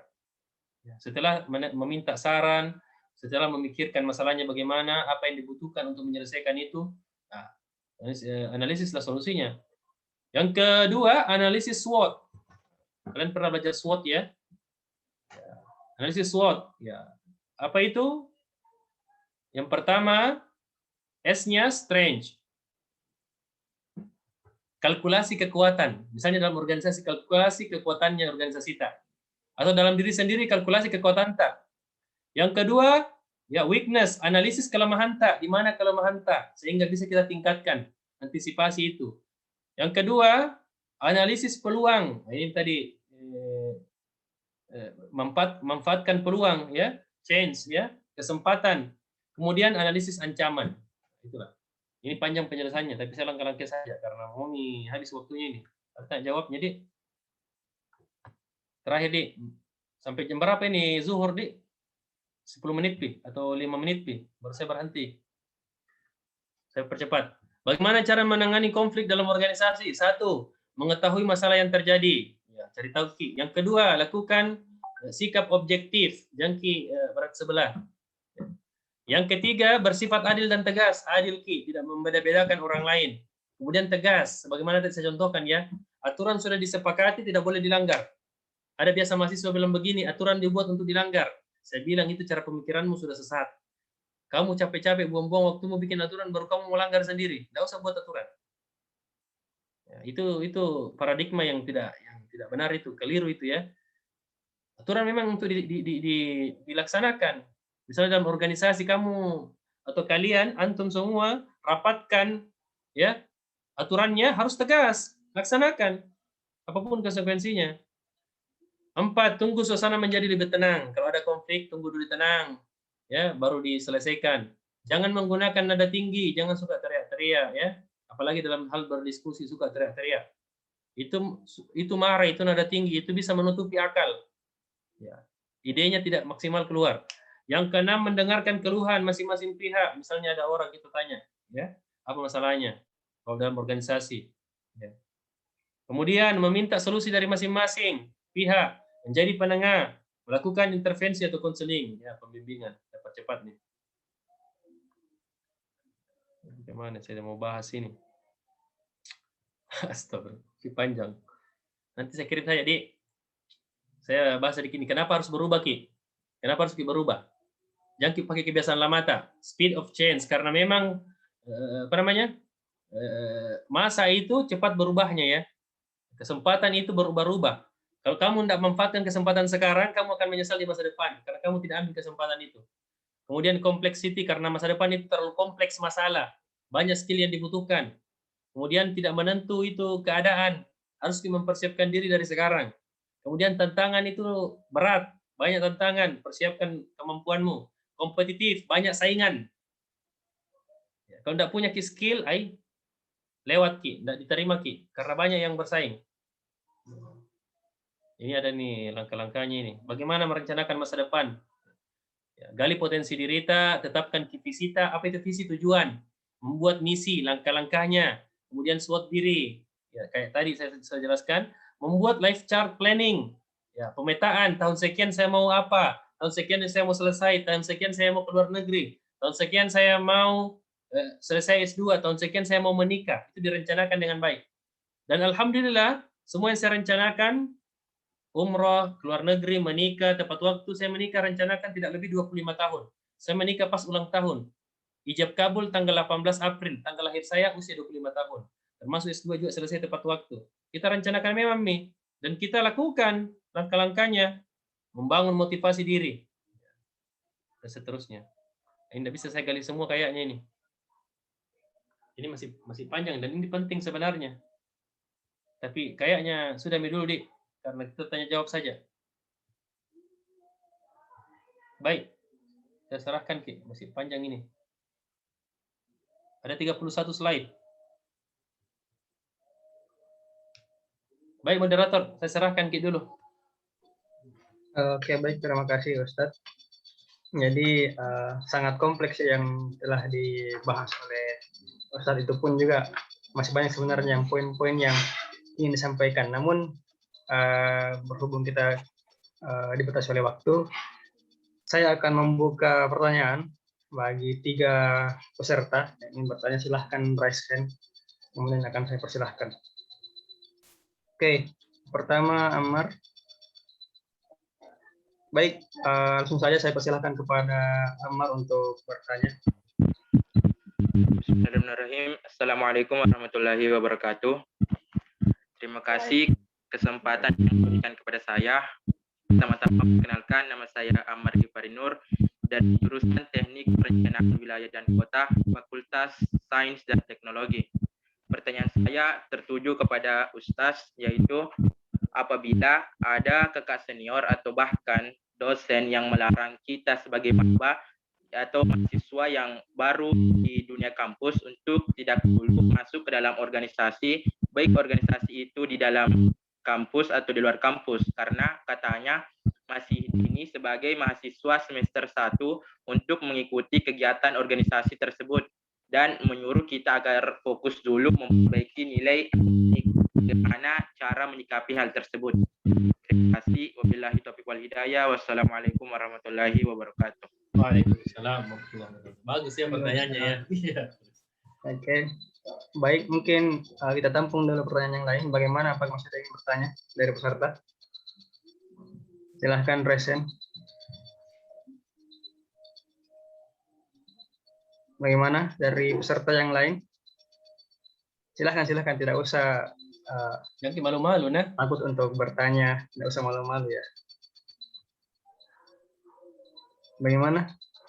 Oke, kalau begitu sambil menunggu, jadi saya mungkin bisa dijawab oleh Ustadz bagaimana cara kita menyikapi apabila kita dibatasi, Ustadz, dibatasi dalam organisasi khususnya di semester-semester awal. Mungkin begitu, baik. Ustadz. Saya yakin semua rata-rata dosen yang ada sekarang di UIN itu orang pengalaman organisasi. Rata-rata. Dan saya anggap bukan larangan. Saya bahasakan rekomendasi. Dia merekomendasikan. Karena dia banyak melihat fenomena mahasiswa yang lalai dengan kuliahnya hanya karena organisasi. Memang umumnya begitu. Banyak orang tidak cepat selesai gara-gara organisasi. Tapi kalau saya pribadi, kalau kamu bisa meyakinkan dirimu bisa tetap menyelesaikan kuliahmu, nilaimu bagus, sambil berorganisasi, kenapa tidak? Saya termasuk, alhamdulillah. 10 organisasi paling sedikit. Nilaiku bagus. 1 tahun 9 bulan S2, 3 tahun 9 bulan S1. Padahal organisasiku tidak kalah banyak daripada orang lain. Siapa yang? Saya merasa paling sekali organisasiku kurasa dibanding yang lain. Dan saya bukan cuma anggota, saya pengurus. Dan saya bisa menyelesaikan nilaiku bagus-bagus. Alhamdulillah. Itu untuk rekomendasi bagi saya. Kalau saya pribadi memandangnya begitu. Supaya nilaimu tidak hancur. Tapi kalau kamu bisa nilaimu bagus, tetap ikuti perkuliahan, kerjakan tugas tepat waktu. Apa yang membuat misalnya mata kuliahmu itu error? Kalau kamu tidak sering hadir, gara-gara organisasi kamu lalai dari kuliah, itu yang tidak benar itu. Saya tidak rekomendasi memang kalau begitu. Karena banyak mahasiswa begitu. Kalau kuliah itu ibarat wajib. Kalau yang lain itu organisasi sunnah, penunjang. Jangan kamu tinggalkan yang wajib gara-gara sunnah. Kalau waktu kuliah ya kuliah. Nanti organisasi setelah kuliah. Kalau perlu izin sama organisasimu. Nanti kita rapat, saya izin masih ada kuliah. Setelah kuliah saya datang. Tidak ada masalah. Makanya disitulah kita belajar memanage waktu, mengatur waktu. Harus lincah mengatur waktu. Karena kita memulai kesibukan di dunia kuliah itu miniatur kehidupan yang besar di masa depan. Kalau tidak terbiasa mengatur waktu, gimana kamu mengatur waktumu kalau kamu menjadi orang sibuk? Misalnya Ammar menjadi bupati, agendanya full, gimana kamu susun itu agendamu kalau tidak terbiasa? Pasti kewalahan. Kalau saya pribadi rekomendasi, kalau kamu meyakinkan dirimu bisa menyelesaikan kuliahmu dengan baik sambil organisasi, itu rekomendasi kalau saya. Tapi kalau kamu tidak akan mampu, lebih baik kamu fokus dulu itu. Kenali lingkungan kampusmu. Tapi saya pribadi, belum masuk kuliah, saya sudah pengkaderan. Masuk kuliah sambil pengkaderan terus. Tapi saya tetap masuk kuliah. Tugas saya kerja. Kalau mahasiswa yang lain sebahagian, dia ikut organisasi, bertepatan dengan kuliahnya, dia tinggalkan kuliahnya. Akhirnya error nilainya, banyak alfanya. Organisasinya dia nomor 1 kan. Ini juga tidak tepat. Ini begini. Makanya jadilah teladan. Kalau mau jadi pengurus organisasi, tunjukkan sama itu orang. Saya bisa tepat waktu, saya tetap jadi organisasi terbaik. Bisa. Gitu ya, itu sarannya begitu. Siapa tadi yang tanya itu? Ammar ya? Oke, saya sampaikan ke sedikit sambil yang lain susun pertanyaan. Begini modelnya Ammar nih. Saya tampilkan Ki. Nah, ini kayaknya berkaitan dengan anuta ini, pertanyaan tak bisa kita sampaikan ke sana. Lihat nih. Nih. Jadi pertama Mar ya, kenali potensi diri kita. Latihan Ki mengenal potensi diri. Bagaimana caranya? Tuliskan Ki semua kesuksesan atau prestasi-prestasi yang pernah kita raih. Kita utamakan masuk organisasi itu. Apa prestasi kita selama ini? Data Ki. Apa kesuksesan yang pernah diraih? Data semua. Karena itu bakatmu itu. Setiap orang kan bakatnya lebih daripada satu. Saya meyakini setiap orang bakatnya lebih daripada satu. Dan bakat yang lain itu bisa itu dibentuk. Jadi bakat itu bisa dibentuk. Kalau kamu tidak pintar main futsal, kamu tidak hobi. Tapi kalau kamu selalu biasakan main futsal dan berusaha mencintai futsal, itu akan menjadi hobimu yang baru. Dan akan menjadi passionmu ya, kemampuanmu ya di situ. Kamu bisa bekerja sebagai pemain futsal yang handal kalau kamu fokus di sana. Makanya bakat itu bisa dibentuk. Kalau saya pribadi, ada bakat bawaan lahir, ada bakat yang dibentuk. Nah, dari organisasi itu kita bisa membentuk bakat yang lain. Cari sebuah benang merah potensi Anda dan kesuksesan. Cari apa yang bisa menghubungkan itu potensimu dengan kesuksesanmu di masa depan. Makanya gali dengan organisasi. Itu kuliah tetap. Ya, tapi jangan tinggalkan yang wajib ya kuliah. Kuesioner potensi diri atau nilai dirimu, tulis semua potensi yang kamu miliki, baik fisik atau non fisik. Kamu jago di futsal, di takraw apa, ya? Atau di keilmuan apa kamu bisa? Debat bahasa Inggris atau apa, kamu data semua. Dari semua potensi tersebut, pilih mana yang paling istimewa menurutmu, mana yang paling kamu suka. Itu yang lebih dipertajam. Apa kemampuanmu yang paling kamu andalkan? Pertajam, cari organisasi misalnya juga yang bergerak di bidang itu. Misalnya bicara, ya. Cari organisasi yang bisa bicara, termasuk LDK, persaudaraan, informasi ada di sana. Dalam bidang apa potensi tersebut telah Anda gunakan secara jelas? Pernah itu mau aplikasikan itu. Kemudian apakah potensimu dioptimalkan atau belum? Jadi itu dipelajari, itu dirita. Tetapkan Ki visita, latihan Ki berimajinasi, berpikir terbalik. Ketika orang mengatakan tidak mungkin, kamu berpikir mungkin. Dan imajinasikan bagaimana itu bisa terjadi. Ketika orang berpikir tidak mungkin, kamu imajinasi mungkin terjadi. Anda ingin pada saat meninggal misalnya orang memiliki kesan tentang Anda seperti apa? Misalnya kamu mau dikenang seperti apa meninggal? Mau seperti orang kaya, seperti ulama, seperti apa? Kamu imajinasikan itu sehingga kamu punya ide-ide untuk memaksimalkan.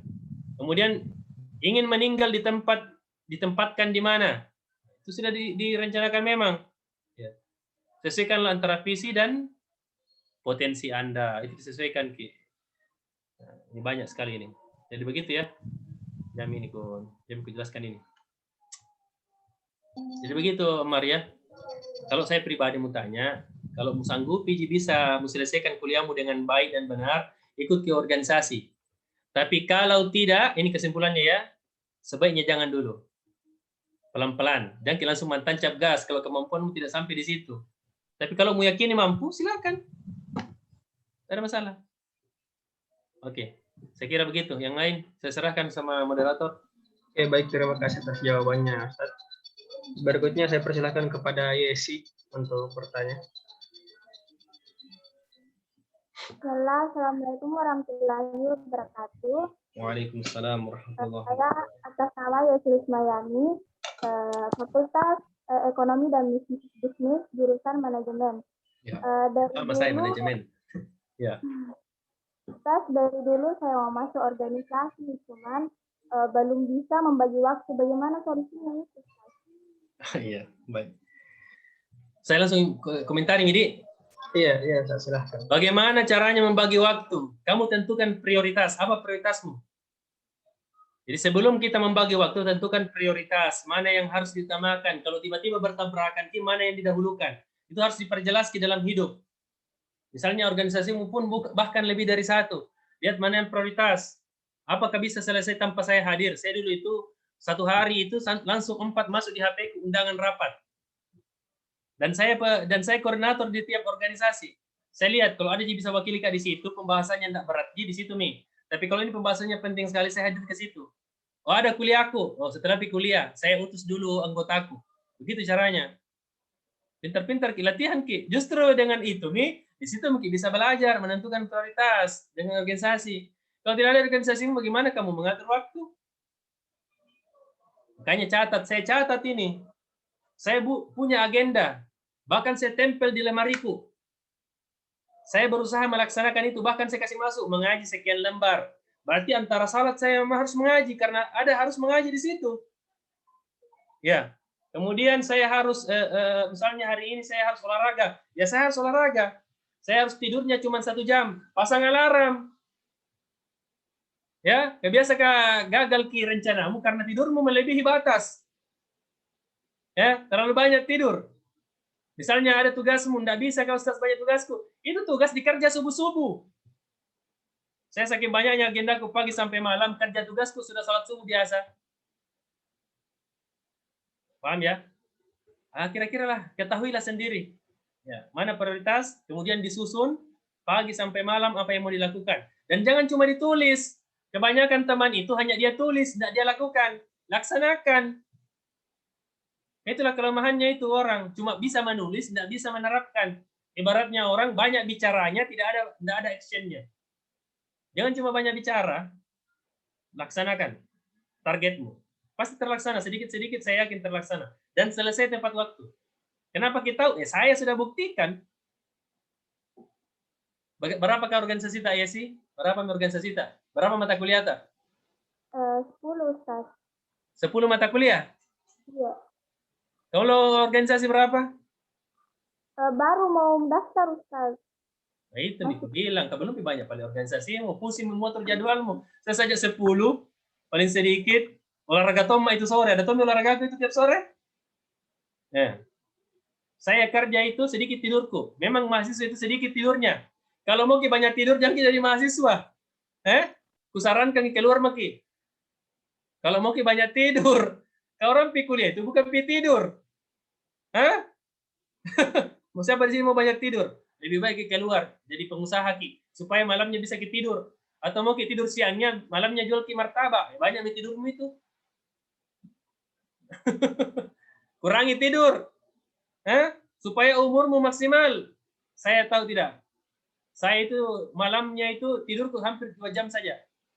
Kerja makalah malam saya. Masih sempat nonton film. Saya kerja makalah sampai jam 11, saya nonton lagi film 1 jam, 1,5 jam. Jam 11 sampai setengah 1, setelah kerja lagi makalah. Tidur menjelang subuh 2 jam, bangun sholat subuh. Mandi, pergi kuliah. Nah saya tidak kurang darah jiku rasa. Kenapa tidak kurang darah? Kebiasaan. Deras ki hujan di sini. Mendengar di suaraku? Iya, Ya, Ustaz. keras ki hujan. Makanya kayak teriak kayak ini. Kayak biar saya suaraku kayak tidak jelas ku dengar suaraku sendiri.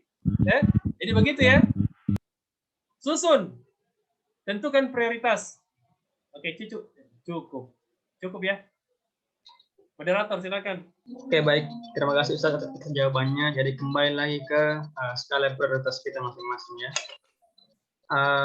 Bagaimana teman-teman, apakah masih ada yang ingin bertanya atau kita cukupkan?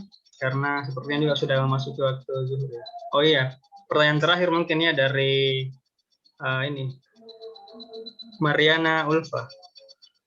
Silahkan. Bismillahirrahmanirrahim. Assalamualaikum warahmatullahi wabarakatuh. Waalaikumsalam warahmatullahi wabarakatuh. Jadi perkenalkan, nama saya Mariana Ulfa, Fakultas Tarbiyah dan Keguruan, Prodi Pendidikan Biologi. Jadi pertanyaan saya, Ustaz, mengenai mindset masyarakat tentang pendidikan terhadap seorang wanita. Kan banyak di antara masyarakat yang mengatakan bahwa setinggi apapun pendidikannya, pasti ujung-ujungnya akan kembali ke dapur. Bagaimana dengan mindset tersebut? Iya. Apakah bisa kita ubah atau dia sendiri yang perlu kita berikan bukti atau bagaimana, Ustaz? Tunggu dulu ya, sebentar sekali sambil salon.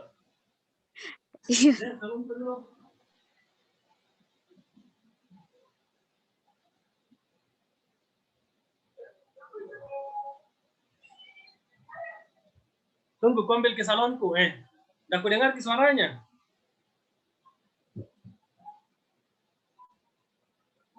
Tunggu dulu ya. Saya aktifkan dulu.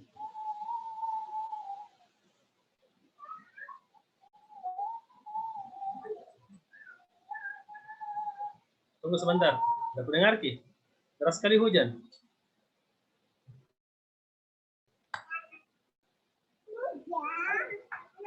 Sebentar.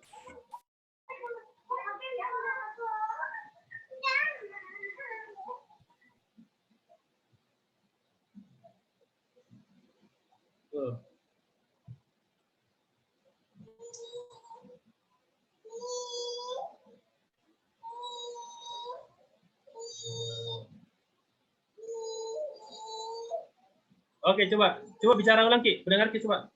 Coba cek kontak. Ya Ustaz. Dengar Ustaz. Iya, coba. Jadi langsung ke pertanyaan Ustaz. Ya, langsung. Jadi pertanyaan saya mengenai mindset masyarakat tentang pendidikan terhadap seorang wanita. Karena banyak di antara masyarakat yang mengatakan bahwa bagaimanapun tingginya pendidikannya, pasti ujung-ujungnya kembali ke dapur. Nah, bagaimana tentang mindset tersebut? Apakah kita tetap mendengarkannya, menjadikannya sebuah motivasi agar kita bisa membuktikannya kepada mereka atau bagaimana, Ustaz? Sekian dan terima kasih. Baik. Langsung ya. Jadi begini ya. Mindset masyarakat jangan mengarahkan kita ya, bukan jangan mengendalikan kita. Jangan mengendalikan diri kita. Anggap saja sekadar masukan. Kalau cocok dengan prinsip kita silakan, kalau tidak usah. Ya begitu prinsipnya ya. Kalau misalnya ada yang mengatakan kamu perempuan, tidak usah organisasi, tidak usah belajar. Kalau saya berbeda, justru karena perempuan kamu harus belajar dan belajar organisasi. Supaya kamu terbiasa mengatur waktu. Kalau kamu punya anak, punya suami, bahkan kalau kamu sambil berkarir, kamu terbiasa mengatur waktu. Dan sebagai istri, perempuan harus cerdas. Supaya anakmu cerdas. Ya kan? Dengar di suaraku ini. Dengar Ustaz. Adekku itu sudah menikah. Sekarang dia jadi ibu rumah tangga, tapi tahu tidak tawaran kerja sama dia. Ditawarkan di rumah sakit, banyak tawarannya kerja. Tapi dia memilih di rumah, padahal dia dulu aktif sekali organisasi. Ya, dia penelitiannya sampai dikirim ke Malaysia. Tapi dia sudah puas melalui masa mudanya, banyak pengalaman. Dan dia bisa bercerita sama anaknya nanti. Nah, dulu saya waktu kuliah, nak, saya begini. Dan saya bisa melaluinya. Jadi dia bisa bercerita sama anaknya, motivasi anaknya. Kalaupun nantinya jadi ibu rumah tangga, dia yang memilih loh jadi ibu rumah tangga. Kalau jadi wanita karir, dia bisa. Bisa jadi wanita karir. Siapa tahu kalian memilih jadi ibu rumah tangga, karena sudah misalnya pengalaman di luar, uang juga bukan segalanya, suamimu juga sudah menghasilkan banyak uang, kan? Tugasmu hanya perawatan dan mengatur keuangan rumah tangga. Setidaknya anakmu cerdas, karena ibunya cerdas. Tahu tidak? 70-80% kecerdasan ibu menurun kepada anaknya. Dan 80% ketegasan bapak menurun sama anaknya. Berarti bapaknya harus tegas, ibunya harus cerdas. Paham? Supaya anakmu maksimal, IQ-nya tinggi. Dan juga kamu bisa cerdas mengelola masalah nanti kalau ada masalahmu dalam rumah tangga. Siapa rumah tangga yang tidak ada masalahnya? Bisa sebut. Siapa rumah tangga yang tidak ada masalahnya? Kalau ada yang bisa sebut, berarti dia bohong. Tidak ada rumah tangga yang tidak ada masalahnya. Bahkan Nabi sendiri ada masalah keluarganya. Apalagi kita. Betul. Baik masalah ekonomi, baik cara mendidik anak, macam-macam masalah dalam rumah tangga.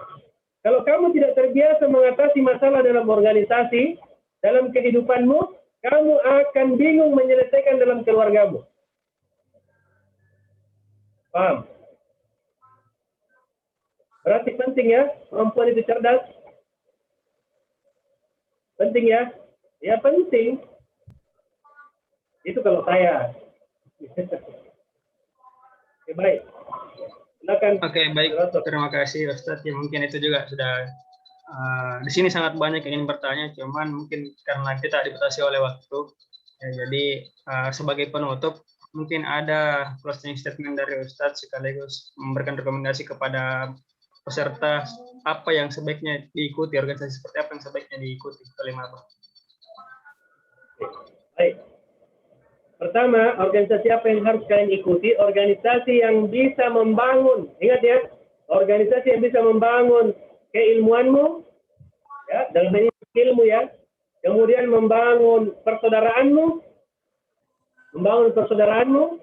kemudian membangun tangga-tangga kesuksesanmu di masa depan. Membangun ilmumu, persaudaraanmu, masa depanmu.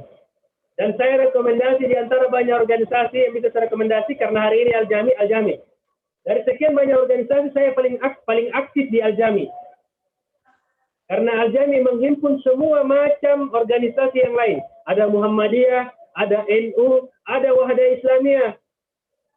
Tidak hanya satu orang, makanya disebut Al-Jami. Tahu artinya Al-Jami? Menghimpun. Jadi kamu banyak punya saudara, ada saudaramu dari berbagai organisasi, jadi kita terbiasa berbeda lah. Kita terbiasa berbeda di Al-Jami. Tidak mesti kamu jilbab besar, yang penting menutup aurat. Pun kalau kamu misalnya belum menutup aurat, masuk Al-Jami, tidak ada masalah. Pelan-pelan berubah. Kamu diterima di Al-Jami. Paham? Berarti Al-Jami itu bagi saya adalah tempat di mana kita bisa meraut ukhuwah, persaudaraan. Dan saya banyak tawaran kerja dari Al-Jami. Banyak senior-senior dari Al-Jami yang tawari saya kerja. Belum saya selesai ditawari PNS. Di Kalimantan ditawari dosen tetap. Banyak lagi tawaran kerja. Kenapa? Karena banyak teman. Dan itu saya dapat juga di Al-Jami. Saya kira-kira begitu ya. Terima kasih. Hidup berjuang, mati terhormat. Hidup taat, mati bahagia. Hidup mendurhaka, mati tersiksa. Deras hujan. Assalamualaikum warahmatullahi wabarakatuh. Baik, sangat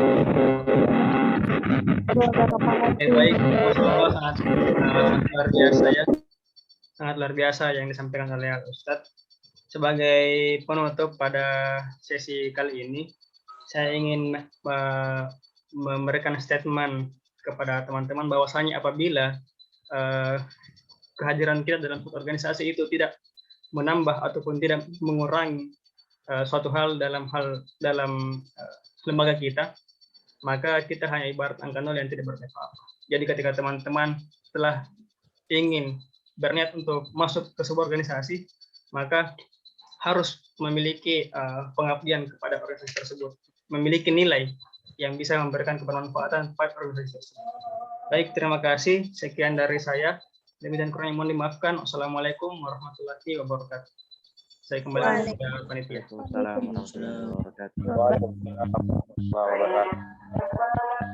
Jadi setelah tadi talk show kita pada hari ini, sebelum kita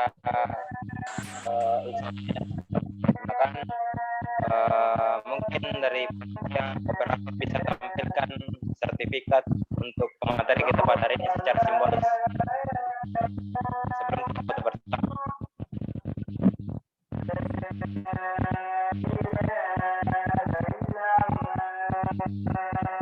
Ya, jadi sertifikat nomor 39 garing UKM garing PTC garing 2021 diberikan kepada Sandi SHD MAG atas partisipasi sebagai pemateri pada kegiatan Welcome to Campus dengan tema Self and Page to Post yang diselenggarakan secara online oleh UKM LD Jami UIN Al-Azhar Meeting 12 September 2021 yang bertandatangan Ketua Panitia Bode, Ketua Umum UKM LD Jami Rahmatul Syarbir, Tiga Bidang Kemahasiswaan dan Alumni Prof. Darussalam MAG. Jadi terima kasih atas waktunya telah membersamai kami semua memberikan ilmu-ilmunya. Ya mungkin teman-teman bisa aktifkan semua video semua kameranya kita. Ya, Anda mungkin bisa ya hitung kalau misal sudah teman-teman aktifkan videonya. Iya.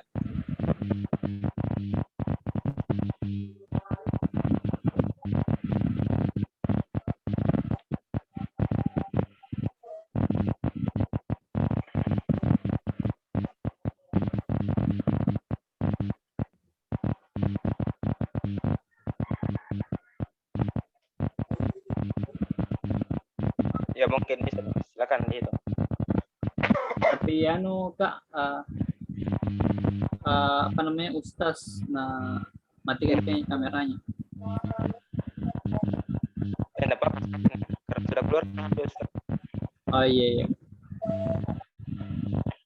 Iya, tolong diaktifkan semua kamera. kameranya teman-teman.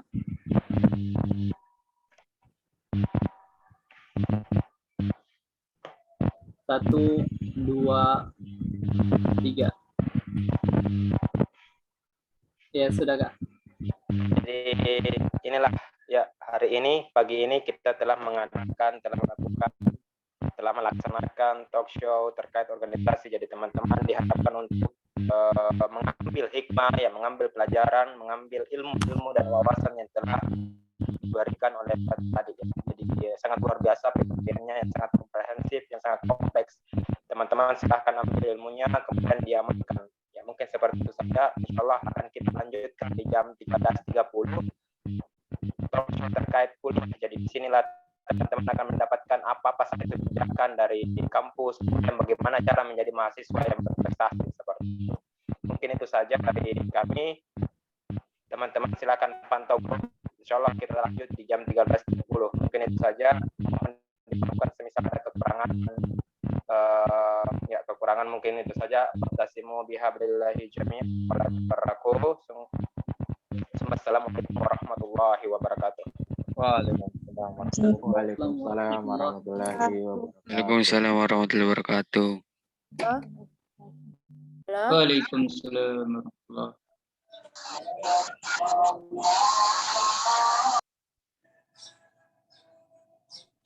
Halo.